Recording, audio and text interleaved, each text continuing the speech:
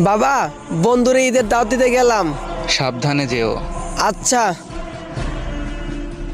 আরে, এই ঈদের আগের রাতে বেচারা এখানে বসে কি করে?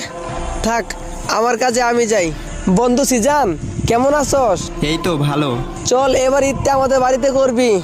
না রে বন্ধু, আমাদের এবার কুরবানি দিবে তো, আব্বুর সাথে কাজে হেল্প করতে হবে।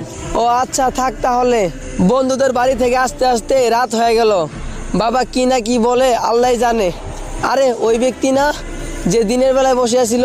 দেখি তো, জিজ্ঞেস করে কি হয়েছে। ওই ভাই, কি হয়েছে আপনার? সারাদিন কত মানুষই এই রাস্তা দিয়ে যাইতাছে, কিন্তু কেউ আমারে জিজ্ঞেস করে নাই। আচ্ছা, আমাকে বলেন কি হয়েছে। আমার কেউ নাই, আমার মা ছাড়া। কিন্তু আমার কপাল খারাপ। কালকে আমার মা আমার জন্য মার্কেট করতে গেছিল, যাওয়ার পথে রাস্তায় দুর্ঘটনায় মারা যায়। ও আচ্ছা, আপনি মন খারাপ করেন না। চলেন, আপনি আমাদের বাড়িতে থাকবেন এখন থেকে। আসেন, এটা আমাদের ঘর। এখানে বসেন। বাবা, ও বাবা। এত রাত করলি কেন?